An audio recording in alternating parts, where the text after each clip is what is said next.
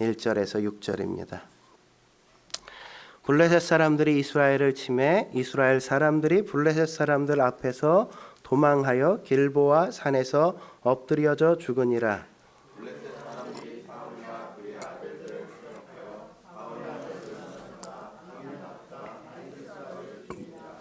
사울이 패전함에 활 쏘는 자가 따라잡으니 사울이 그 활 쏘는 자에게 중상을 입은지라.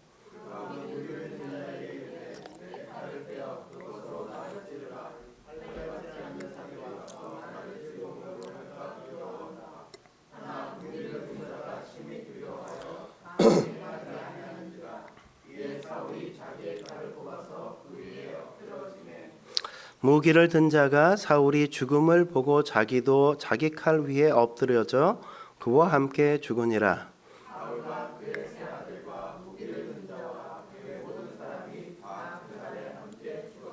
아멘. 오늘은 기도 하나만 제대로 해도 산다. 기도 하나만 제대로 해도 산다는 주제로 하나님의 말씀 함께 나누고자 합니다. 여러분이 잘 아는 법칙 가운데 하인리 법칙이라는 거 잘 알고 계시지 않습니까? 사고가 발생할 비율이 1대 29대 300이라는 점에서 1대 29대 300이라는 법칙이라고도 많이 알려져 있죠. 사소한 문제를 내버려 둘 경우에 대형 사고로 이어질 수 있다는 그런 내용 아니겠습니까? 다시 말하면 대형 사고는 300번의 아주 사소한 사고가 일어나고 중간에 중형 사고가 한 29번이 있어야만 그게 방치를 할 때 비로소 대형 사고 한 건이 일어날 수 있다는 겁니다. 이건 다시 말하면 그 가운데 300건이나 229건 가운데 하나만 제대로 했어도 이런 대형 사고는 일어나지 않을 수 있다는 거죠. 예를 들면 이런 겁니다. 어떤 사람이 밤에 자전거를 타고 가다가 사고가 난 거예요. 원래 자전거는 밤에 타면 안 되는 거잖아요. 혹 타더라도 밤에는 속도를 줄여야 된단 말이죠. 아주 천천히. 근데 이분이 속도를 한 40km 정도 엄청 빠르게 그냥 탄 거예요. 근데 막 타고 가는데 맨홀 뚜껑이 열려 있는 거예요. 너무 빠른 속도로 달리다 보니까 맨홀 뚜껑이 열린 것도 보지 못하고 깜깜하니까 그냥 거기에 빠져서 그 사람이 죽게 된 겁니다. 여러분 생각해 보십시오. 밤에 자전거를 타지 않았다면 이런 사고 있었을까요? 없었다고요. 밤에 타더라도 과속하지 않았다면 사고, 앞에 있는 맨홀 뚜껑을 봤을 가능성이 있단 말이죠. 천천히 갔으면. 그러면 사고 안 났겠죠, 그죠? 만약 빠르게 달렸어도 밤에 빠르게 달렸을지라도 맨홀 뚜껑을 열지 않고 제대로 닫아 놓았다면 이런 사고는 일어나지 않았을 거란 말이죠. 그러니까 이 사람이 죽으려면 최소한 3가지가 한꺼번에 맞아 떨어져야만 이런 사고가 일어난단 말이죠. 이 셋 중에 하나만 제대로 안 맞아 떨어져도 이런 사고는 결코 일어나지 않는 거란 말이죠. 그러니까 사람이 죽는 건 기적이에요, 기적. 이렇게 다양한 게 한꺼번에 맞아 떨어져야만 죽을 수밖에 없는 기적과도 같은 게 이 죽음이란 말이죠.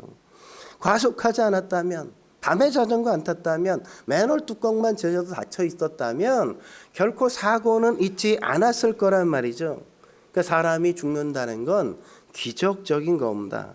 하나님은 인간이 그렇게 쉽게 죽도록 그냥 쉽게 죽도록 내버려 두시지 않았단 말이죠. 다시 말하면 기도 하나만 우리가 잘해도 하나님께서 우리가 위기 상황에 아주 절대절명의 위기 상황에서 우리가 살 수 있는 기회를 허락하신다는 거죠. 오늘 보면 사울의 마지막 죽음의 장면 아닙니까? 사울이 죽은 이유가 뭐예요? 마지막 그 시간 그가 기도만 했더라도 살 수 있었는데 그는 기도하지 않았단 말이죠. 사울이 제대로 인생 살았습니까? 막 살았잖아요. 그의 인생이 개차반이었단 말이죠.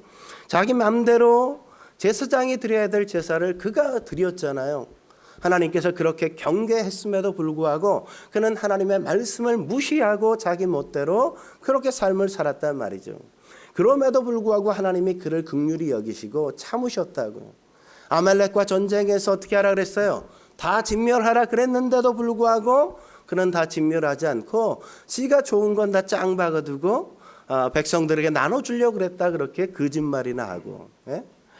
뭐 한 겁니까? 하나님 앞에 대놓고 불순종하기로 작정한 거란 말이죠.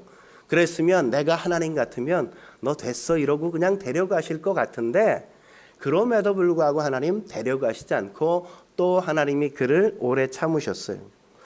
왕노릇 제대로 하면 좋겠는데 왕노릇 제대로 할 생각은 하지 않고 사울은 천천, 다윗은 만만 이러니까 거기에 꽂혀가지고 다윗을 죽여버려야 내가 제일 인기가 있을 거야. 다윗 잡아 죽이는 것에 혈안이 되어서 그의 인생을 허비하고 낭비했단 말이죠. 블레셋이 쳐들어왔다 그러니까 어떻게 해요? 뭐 자기가 다 죽여버리고 다 그래버리니까 뭐 가서 부탁할 사람 없잖아요. 그 엔돌의 신접한 자에게 가서 괜히 그냥 엉뚱한 짓이나 하고. 그래도 하나님께서 그의 생명을 여전히 살게 하셨어요.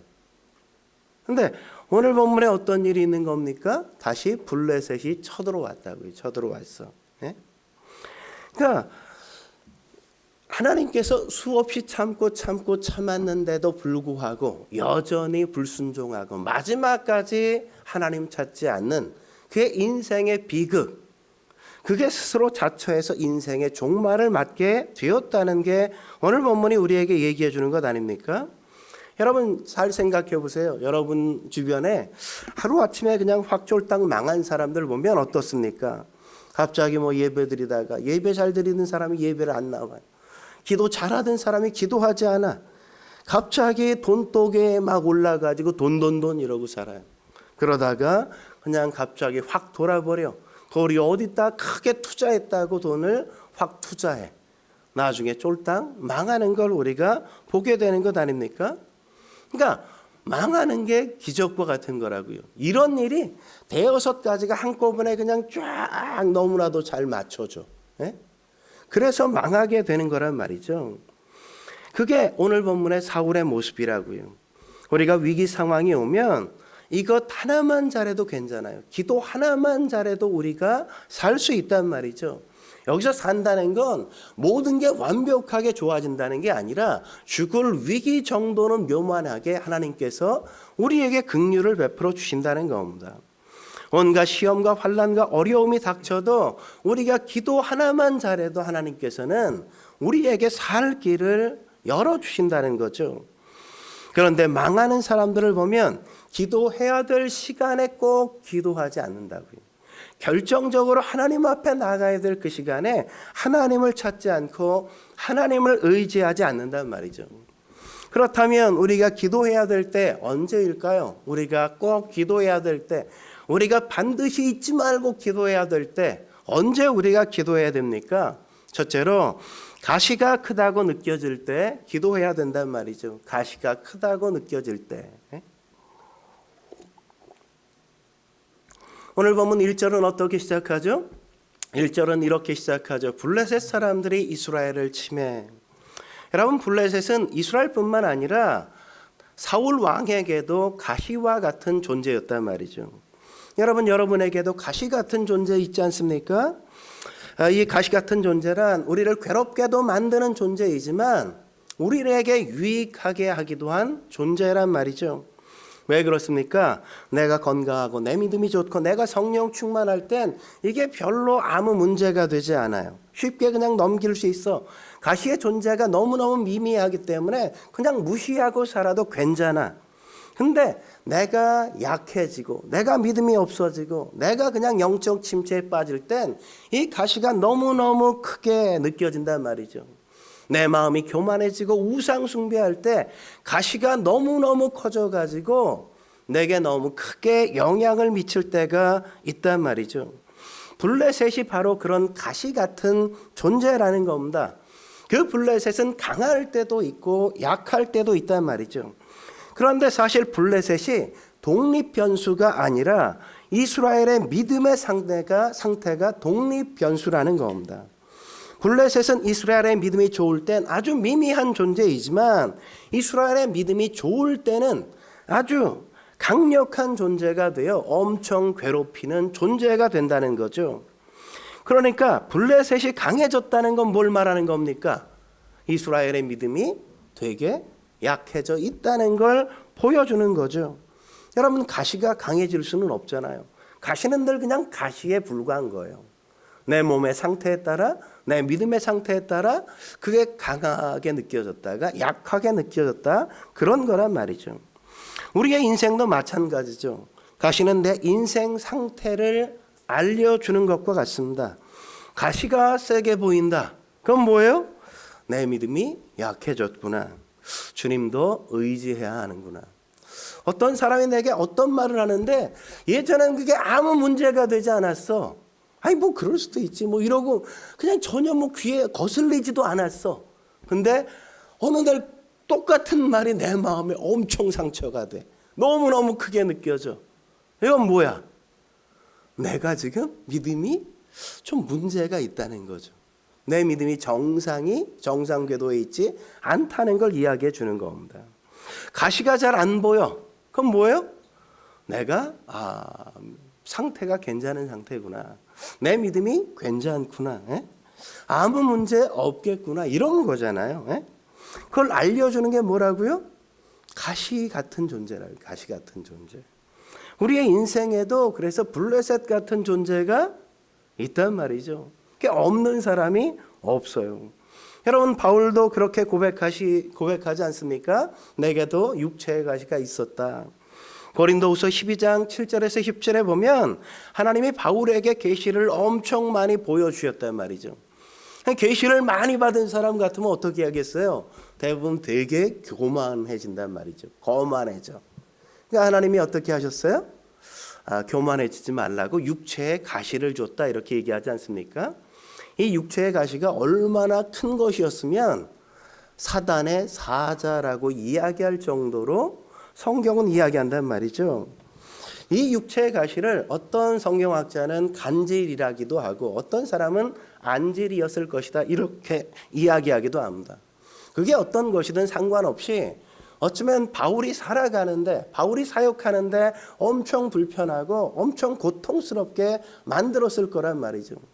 제가 만약 간질이에 걸렸다 그러면 설교하다가 막 거품 물고 막 쓰러진다면 여러분들 어떻게 하겠어요? 아우 내가 이 교회 어떻게 다녀? 이러고 아마 다 나갈 걸 아마?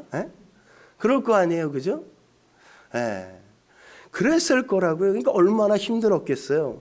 그러니까 바울이 이 문제 때문에 너무너무 힘들고 어려워서 하나님 앞에 3번씩이나 3번이라는 건 완전수예요. 끊임없이 온전히 기도를 드렸다고 하나님 앞에. 그랬는데 기도의 응답이 뭐라고 하죠? 9절에 이렇게 말하죠. 9절에 뭐라고 얘기합니까? 내 은혜가 내게 족하도다. 이는 내 능력이 약한 데서 온전하여짐이라. 이 말은 뭐예요? 하나님께서 가시 없애주겠다는 거예요? 안 없애주겠다는 거예요? 안 없애주겠다는 거예요? 안 없애주겠다. 아니 그렇게 간절히 기도했다면 하나님을 위해 인생과 목숨을 바쳐 사는 사람이라면 주의 사역에 전 인생을 건 인생이라면 이 정도는 좀 고쳐줘야 정상하네요. 근데 안 고쳐주시겠다는 거예요. 근데 바울이 이 응답을 받고 뭐라 그래요? 크게 기뻐했다 이러잖아요. 기뻐했다고. 그리고 9절에 뭐라고 계속 얘기합니까? 나의 여러 약한 것들에 대하여 뭐 한다고요? 자랑한다고 그렇게 이야기한단 말이죠. 왜 이게 자랑이 된다고 얘기합니까? 9절 계속해서 뭐라 그래요? 이는 그리스도의 능력이 내게 머물게 하려 함이니라. 이 약한 것이 있어야만 뭐 한다고요? 그리스도의 능력이 내 안에 머물게 되어진단 말이죠. 그러니까 바울의 고백의 핵심이 뭡니까? 하나님이 내게 육체의 가시를 주었어. 육체의 가시를 준 이유가 뭐야? 3가지라고요. 첫째 뭡니까? 자만하지 않게 하기 위해서, 자만하지 않기 위해서. 잘났으면 늘 자만하니까 자만하지 않게 하기 위해서. 2번째 뭐예요? 그리스도의 능력이 내게 머물게 하기 위해서. 왜요? 육체의 가시 때문에 고통스러울 때마다 하나님 앞에 매달리고 기도하고 엎드릴 거 아니에요. 그러니까 그리스도의 능력이 내 안에 머물 수밖에 없는 거란 말이죠. 그리고 3번째는 뭡니까? 이 육체의 가시가 결코 내가 살아가는데 큰 문제가 되지 않을 거라는 거죠. 하나님의 사역하는데 큰 문제가 되지 않을 거라고 말씀하시는 거란 말이죠. 우리는 이런 육체의 가시가 생기면 이게 사라져야만, 이게 없어져야만, 내가 완벽해야만 내가 사역을 잘할 거라고 생각하는지 모르지만 하나님은 그게 아니라는 겁니다. 육체의 가시를 갖고 그리고 주의 일을 해도 아무 문제 없다고 말씀하신단 말이죠. 블레셋이 옆에 있음에도 불구하고 하나님을 섬기는 게 바로 하나님 나라의 원리라는 겁니다. 그러므로 여러분, 내게 있는 육체의 가시 너무 예민하게 거기에 반응할 필요가 없다는 거죠. 여러분 잘 모르겠으면 하나님 앞에 기도해 보세요. 육체의 가시가 느껴지면 하나님 이 육체의 가시 좀 없게 해주세요. 기도해 보세요. 기도하고 또 기도하고 또 기도했는데도 불구하고 여전히 그게 내 몸에서 떠나지 않아. 그게 사라지지 않아. 그건 뭐로 받아들여야 돼요? 첫째 뭐예요? 자만하지 말라고. 둘째 뭐예요? 그것 때문에 네가 내 앞에 엎드려 그리스도의 능력이 내 안에 머물게 해야 돼. 세 번째 뭐예요? 그것 때문에 네가 사역하는데 너가 살아가는데 큰 문제 되지 않는다는 걸 하나님께서 우리에게도 말씀해 주시는 거란 말이죠. 그것 때문에 안 되는 일은 결코 없다는 겁니다. 왜요? 가시보다 더 큰 은혜, 가시보다 더 큰 능력을 하나님은 우리에게 넉넉히 주실 것이기 때문이란 말이죠.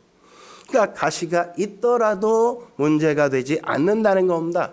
다 감당할 수 있단 말이죠. 네? 그러면 블레셋이 공격해 오면 뭘 해야 될까요? 블레셋이 공격해 오면 가시가 막 커져. 그럼 뭐 해야 돼요? 응? 뭐 해야 돼? 기도해야죠. 기도해야죠. 네? 바울이 자만해지지 말고 하나님의 능력이 임하도록 기도했던 것처럼 우리도 기도하면 어떻게 해요? 기쁨과 감격으로 하나님의 역사를 이루어갈 수 있다는 거죠. 그래서 바울에겐 육체의 가시가 있는 게 아무 문제가 되지 않았어. 은혜가 조카도다. 그것 때문에 감사하고 하나님을 찬양하고 더 크게 쓰임받을 수 있었단 말이죠. 그런데 멍청한 사울은 그렇지 못했단 말이죠. 블레셋 사람들이 이스라엘을 침해 가시가 찌르는 것처럼 사울을 공격해 오니까 어떻게 합니까? 이것 때문에 넘어지잖아요. 그죠? 여러분, 우리가 지난주에 봤던 30장에서 다윗도 똑같은 환경에 처하잖아요. 가시가 찌르잖아. 어떤 가시가 찔렀어?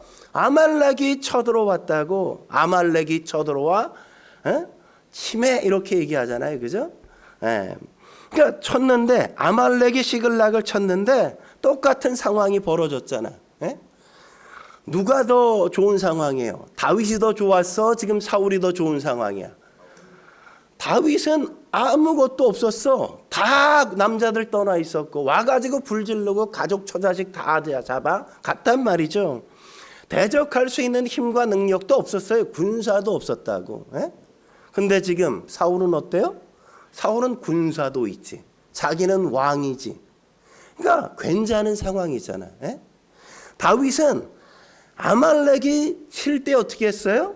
기도하면서 하나님을 힘입었다고. 용기를 얻어 넉넉히 그 백성을 구원해 내잖아요. 그런데 오늘 사울은 어때요?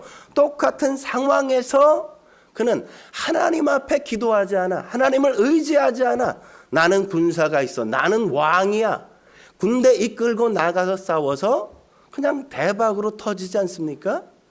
그냥 완전히 터졌단 말이죠. 다 죽었다고요. 다 죽었어. 그래서 힘을 가지고 있다는 것, 힘이 많다는 게 반드시 좋은 것만도 아니란 말이죠. 아니에요. 겸손한 게 복이라고요. 하나님 의지하는 게 복인 겁니다. 교만해지면 끝나는 거예요. 그냥. 예? 그래서 겸손하게 하나님 의지하기만 하면 내 능력이 아니라 하나님의 능력이 다 해낼 수 있게 만들어 주신다는 걸 믿으시기 바랍니다. 근데 사울 왕은 어리석게도 이 가시의 축복을 누리지 못했단 말이죠. 여러분, 우리 인생도 마찬가지인 겁니다. 하나님은 가시 같은 존재를 통해 우리를 늘 깨우치게 만들어 주신단 말이죠. 교만하지 마. 겸손해야 돼. 하나님 능력을 의지해야지. 너 내 능력 의지하면 안 돼. 하나님이 언제나 그랬어요. 바울도 그렇게 고백하지 않습니까? 살 소망이 끊어진 적이 그의 인생에 얼마나 많아요. 예? 죽은 것 같은 상황이 그의 삶 속에 얼마나 많이 펼쳐졌습니까? 그럼에도 불구하고 그는 죽지 않잖아요. 죽지 않아. 예? 그는 산다고. 왜? 하나님을 의지하니까. 하나님 앞에 기도하니까 그는 살았단 말이죠. 가시 때문에 더 겸손해지고, 가시 때문에 하나님의 능력이 내 안에 머물 수 있도록 주님 의지할 때 우리는 버틸 수 있고 우리는 살아갈 수 있는 새 힘을 얻게 되는 겁니다. 그러므로 여러분, 가시가 크게 느껴질 때 어떻게 해야 돼요? 기도해야 돼요. 기도해야 돼요. 역전되리라는 찬양. 그래서 첫 가사가 뭡니까? 기도를 멈추지 마라, 이렇게 시작하잖아요. 그죠? 언제 역전이 일어난다고요? 기도를 멈추지 않을 때 역전이 일어난다는 거죠. 예? 최종 승리는 언제나 기도를 포기하지 않고 계속 드리는 사람, 그를 통해 하나님의 역사가 이루어진다는 걸 믿으시기 바랍니다. 그런데 오늘 사울은 그렇지 못했단 말이죠. 블레셋이 쳐들어왔는데도 기도하지 않아요. 자기 군사 믿고 자기가 왕이라는 거 주장하고 나가서 싸우다가 되지도 않는 죽음을 당한 겁니다. 어느 순간이든 우리는 교만해지지 않도록 스스로 우리는 자기를 살필 필요가 있습니다. 내가 하나님을 의지하고 있는지, 내가 지금 기도하고 있는지, 하나님의 능력이 내 안에 머물 수 있도록 겸허하게 하나님 바라볼 수 있길 주의 이름으로 축원합니다. 한 걸음 더 나아가 우리가 기도해야 될 때 어떤 때일까요? 두 번째, 기도하기 늦은 때라고 할 그때 기도해야 된단 말이죠. 이제 기도해도 소용없어. 기도해봐도 이젠 끝난 거야. 기도해서 뭐해?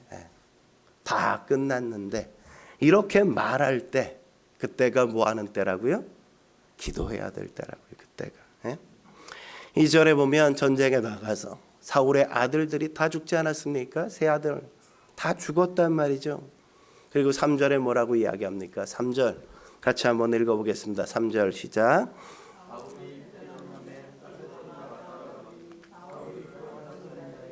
중상을 입은지라. 사울 왕도 화살에 맞아서 뭐 했어요? 중상을 입었단 말이죠. 중상을 입었어. 그러니까 중상을 입었으니까 이제 뭐 기도해도 소용없는 걸까요? 아니라고요.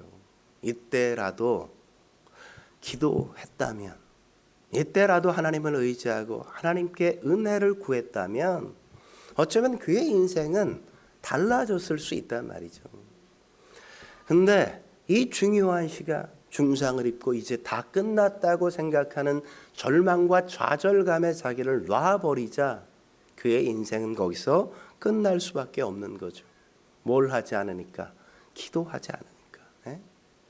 기도해도 소용없어 라고 스스로 자포자기하니까 그의 인생은 끝났다고요. 오늘 본문에 보면 사울은 기도하지 않고 한 게 두 가지라고 얘기하죠. 첫째 뭐 했습니까? 기도하지 않고 엉뚱한 생각만을 했단 말이에요. 엉뚱한 생각. 여러분도 마찬가지예요. 저도 마찬가지고, 생각이 많을 때는 뭐예요?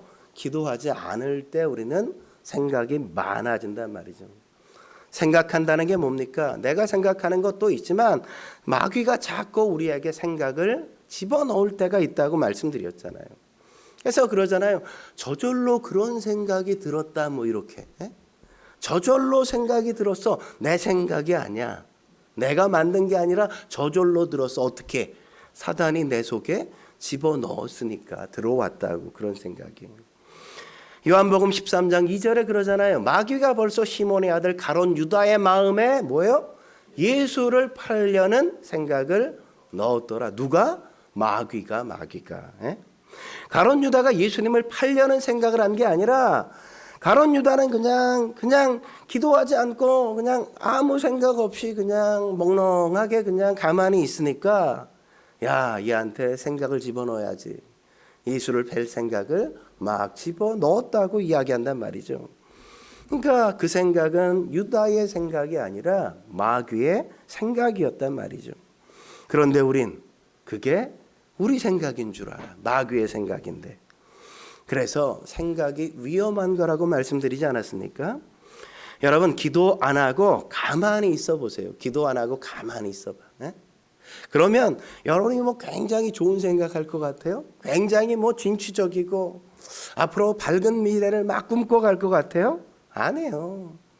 아무것도 안 하고 가만히 기도하지 않고 가만히 있으면 여러분 누가 막 미워지고 괜히 두려워지고 마음속에 근심과 염려가 막 찾아오고 마음이 괜히 막 낙심이 들고 절망이 찾아올 때가 얼마나 많습니까? 그래서 기도 안 하고 맨날 멍 때리는 사람들 보면 늘 두려워 벌벌 떨기는 하고 그냥 맨날 염려, 근심 뭐 이런 것 속에 파묻힐 때가 많단 말이죠. 생각이 많으니까 자꾸 미치려고 그래. 이것저것 막 불안하니까 미치려고 그래. 그러니까 뭐 어때? 밥맛도 없대. 맨날 밥맛 없다고. 밥맛이 없어. 밥맛이 없어. 왜 그러고 있냐 이거죠. 뭐 하는 거냐 이거예요. 왜 그래요? 기도 안 하고 하나님 말씀 붙들지 않으니까 자꾸 그런 생각에 사로잡힌단 말이죠. 예배드리고 기도하고 말씀 붙들면 말씀이 마음속에 심겨질 거 아니에요. 말씀이 하나님을 소망하게 만들고 희망을 그 속에 만들어낼 거 아닙니까? 근데 가만히 있으니까 마귀가 틈탄단 말이죠. 마귀가 틈타. 그래서 성경은 말씀이라는 말을 하지 생각이라는 말을 거의 잘 사용하지 않는단 말이죠. 생각은 거의 대부분 마귀가 우리에게 자꾸만 씨를 뿌리는 것일 가능성이 크기 때문에 그래요. 그 생각 따라가다 망하는 겁니다. 또 하나 기도 안 하고 뭐 했다고 하죠? 자기의 죄성으로 일했다고 이야기하죠. 자기의 죄성으로. 내 죄성이 뭡니까? 에고 아닙니까? 에고. 나를 멋지게 만들려는 그 에고, 그게 바로 우리의 죄성이란 말이죠. 우리가 말씀대로 살면 사명을 자꾸만 이루어 가려고 진취적으로 뭔가를 해간단 말이죠. 근데 자신을 위해 살면 어때요? 모욕을 당할까 봐 두려워 벌벌 떠는 걸 우리가 확인하잖아요. 그러니까 하나님 앞에 서서 어떻게 될 것인가를 생각하지 않고 늘 사람들을 의식해서 사람들 앞에 내가 쪽팔리면 어떻게? 그 생각에 사로잡혔던 게 사울 왕의 모습이라고요. 정말 그런지 4절 말씀 볼까요? 4절 같이 읽겠습니다. 시작. 그가 무기를 든 자에게 이르되 내 칼을 빼어 그것으로 나를 찌르라. 할례 받지 않은 자들이 와서 나를 찌르고 모욕할까 두려워하노라. 블레셋 군사한테 비참하게 내가 죽을 것에 대한 두려움, 그 모욕이라고 지금 생각하고 있단 말이죠. 그래서 무기를 든 자기 종에게 뭐라고 얘기해요? 날 찔러 죽여. 차라리 너한테 죽는 게 나아. 그렇게 얘기하는데 그 종도 죽는 걸 도와주지 못하죠. 두려워서. 어떻게 해요? 제가 칼을 넣고 그 위에 엎어져서 그냥 죽는다고요. 자살한 거죠. 자살한 거. 마지막 순간에 하나님 앞에 내가 어떻게 설 것인가를 생각하지 않고 사울은 죽을 때까지 사람들이 나의 죽음을 어떻게 볼까? 사람들이 나의 평판을 어떻게 들릴까? 거기에만 몰두하고 있었단 말이죠. 이게 뭐예요? 자존심만, 자존심, 쓸데없는 자존심만 붙들고 있는 거죠. 인간의 자존심이나 에고가 하는 게 뭐냐면 맨날 생각하는 게 선악과 생각만 한다고요. 선악과가 뭡니까? 선이냐 악이냐? 이원론이에요. 이원론. 이게 선한가 악한가? 이게 좋은가 나쁜가? 이게 내 편인가 네 편인가? 맨날 이런 것 따지는 게 죄인의 특성이란 말이죠. 우리도 마찬가지예요. 하나님으로부터 멀어지면 맨날 하는 게 좋은 거야 나쁜 거야. 이게 선해 악해. 이런 것만 맨날 따진단 말이죠. 아침에 제일 먼저 일어나서 하는 게 뭐예요? 오늘 날씨가 좋은가 나쁜가? 뭐 이런 거 확인하지 않습니까? 어떤 사람을 만나면 그 사람이 좋은가 나쁜가? 맨날 그런 얘기만 해간단 말이죠. 머릿속에 뭐밖에 없어? 이게 좋은가 나쁜가? 좋은가 나쁜가? 좋은가 나쁜가? 그러니까 우리는 자꾸만 뭔가를 판단하고 평가하려고 든단 말이죠. 어떤 사람을 만나면 어떻게 해야 돼요? 그 사람이 어떤 사람인지 그 사람의 인격을 만나야 될 거 아니에요. 그죠? 근데 사람을 만나 얘기하면 그건 틀렸어. 그건 그런 거 아니야. 맨날 이렇게 평가하면 그 사람 누가 대화하고 싶어요? 그런 사람과 두 번 다시 만나서 얘기하고 싶은 생각이 전혀 들지 않는단 말이죠. 아니 얼마나 타락했으면 맨날 좋으냐 나쁘냐 그런 거 가지고 따지고 그게 맞냐 틀리냐 이런 거 가지고 맨날 따지겠어요. 왜 저 사람이 저런 얘기를 할까? 얼마나 마음이 힘들면 저런 얘기가 입에서 그냥 튀어나왔을까? 얼마나 지금 마음의 상태가 안 좋으면 저렇게밖에 말을 못했을까? 아니 이렇게 인격적으로 접근해야 정상인데 왜 인간이 맨날 저런 소리를 해? 이렇게 판단한다고요. 옳으냐 틀리냐. 예? 맨날 생각하는 게 뭐예요, 사울이? 그러니까 이게 뽀대가 나? 뽀대가 안 나? 이게 혹시 창피한 걸까? 안 창피할 걸까? 어떻게 하면 내가 덜 창피할까? 이런 것만 자꾸 신경을 쓴단 말이죠. 사람이 나에 대해서 뭐라고 얘기할까? 그게 뭘 그렇게 중요해? 에? 사명으로 살아야죠. 사명으로 살다 좀 뭐 죽으면 어때? 에? 죽을 수도 있지. 사명으로 살다 죽으면 그게 뭐예요? 순교잖아. 순교. 에? 죽느냐 사느냐 그건 그렇게 큰 문제가 아니라고. 이게 사명을 이루는 죽음이냐 그렇지 않냐 이게 중요한 거죠. 에? 베드로도 예수님 부인하고 저주하고 도망쳤잖아요. 예수님께서 딱 부활하셔서 베드로 딱 찾아가셔서 너 인간이 어떻게 그럴 수 있어 이러셨습니까? 아니잖아요. 에? 야 네가 나한테 그럴 수 있어 인간이? 이렇게 예수님께서 말씀하실까 봐 베드로가 도망친 거잖아. 에? 내가 나를 생각해도 내가 할 짓이 아닌 걸 했거든. 그러니까 그냥 지레 겁먹고 도망갔어. 예수님께서 그를 찾아가셔서 뭐라고 물으셔? 너나 사랑해? 이렇게 묻죠. 너나 사랑해? 에? 과거를 묻지 않아요. 미래도 묻지 않습니다. 현재만 묻는다고. 너 지금 나 사랑해? 이렇게 묻는다고. 왜? 다 버릴지라도 저는 주님 떠나지 않겠습니다. 이렇게 미래를 약속했거든. 그러니까 주님은 그런 거 따지지 않겠다는 거죠. 베드로야, 너 나 지금 사랑하고 있어? 이것만 지금 묻고 계시잖아요. 예수님은 지금도 확인하는 게 뭐예요? 너나 사랑하는 거 맞지 이거잖아요. 그죠? 너가 나 사랑하는 거 알고 있어. 네가 나를 3번이나 부인하고 나를 욕하고 나를 저주했지만 근데 그게 내 지금 본심이 아니라는 거 다 알아. 너 나 사랑하잖아. 나도 너 사랑해. 주님이 그걸 확인시켜 주시고 그 내면에 있는 주님의 사랑을 다시 한번 그로 기억나게 만드신 거죠. 그러니까 베드로가 뭐라고 대답해요? 맞습니다, 주님. 제가 주님 사랑합니다. 이렇게 고백하는 거 아닙니까? 응? 이게 살리는 대화죠. 살리는 대화. 에? 근데 사울은 이게 없었다고요. 에고에 사로잡히거나 생각에 사로잡히는 사람은 늘 선악과 싸움만 벌이다가 그냥 끝난다는 거죠. 우리 대화도 그러면 안 돼요. 예수님 대화처럼 살리는 대화를 해야죠. 옳으냐 틀리냐 그 말이 바르냐 그르냐 이런 게 중요한 게 아니라 그 사람을 살리려 들어야죠. 예? 대화가 그래야 되는 겁니다. 마귀가 우리를 망치게 만드는 방법이 뭡니까? 마귀 때문에 사울을 망친 거 아니에요. 끝까지 뭐 못하겠어요? 하나님의 말씀 못 붙들게 만들고 하나님 앞에 나아가지 못하게 만들고 하나님께 기도하지 못하게 만들고 엉뚱한 생각에 사로잡혀 살게 만든 거지 않습니까? 생각은 마귀가 주는 거라고요.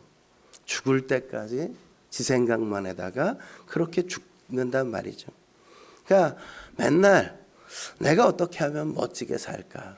사람들에게 멋지게 보이고 죽을까? 이 생각만 하다가 죽은 게 사울이라고요. 여러분, 로렌 다이글이라는 여가수가 있는데 미국에 유세이라는 곡으로 유명한 여가수거든요. 원래 CCM인데 기독교 노래인데 이게 일반 가요처럼 많이 알려진 노래예요. 유세이라는 곡의 배경이 뭐냐면 고린도후서 12장, 오늘 본문 우리가 나눴던 그 말씀이 이 곡의 주제예요. 내용이 어떤 거냐 이런 거예요. 자꾸 나는 생각과 싸우고 있다는 거예요. 내 생각과 나는 싸우고 있다. 왜 싸우고 있을까요? 이 생각이 마귀가 주는 생각이니까 계속해서 이 생각과 싸워야만 되는 거야. 마귀가 어떤 생각을 집어넣냐? 이렇게 얘기하죠. 나는 불완전해. 나는 가치가 없어.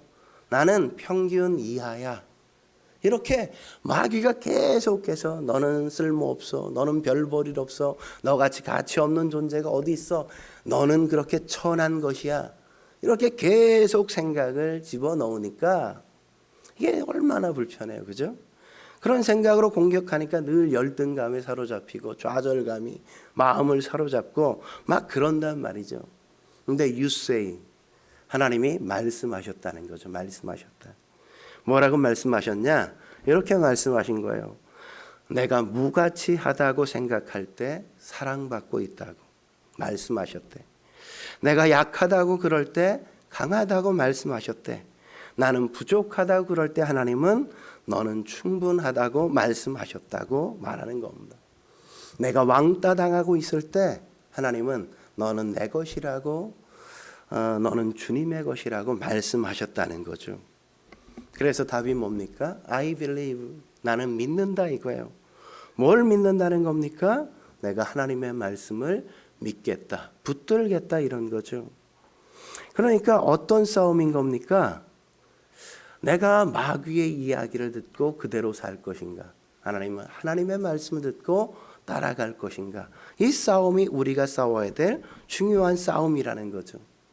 로렌 다이글도 고민한 게 바로 그거라는 겁니다. 이전엔 내가 사울같이 살았다는 거죠. 마귀가 주는 생각에 사로잡혀 나는 개쓰레기야, 나는 개처반이야, 너 같은 인생 별 볼 일 없어, 살아서 뭐해, 늘 이런 생각 갖고 삶을 살아왔다는 거죠. 그런데 어느 날 주님께서 찾아오셔서 내게 말씀해 주셨다는 거예요. 내게 깨닫게 해주셨다는 거예요. 너는 그런 존재가 아니라고. 너는 충분히 가치가 있다고. 너보다 소중한 존재는 없다고. 너는 충분히 내가 사랑하고 있다고.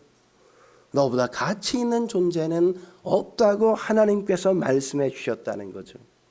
난 그걸 믿고 이제 그렇게 살아갈 거라고 노래한 노래가 바로 이 노래란 말이죠. 사울 왕도 마지막 순간에 생각하지 않고 죽게 나아갔다면 어쩌면 그는 다시 일어설 수 있었을 겁니다. 여러분, 마지막 순간에 기도해서 산 인생이 누구예요?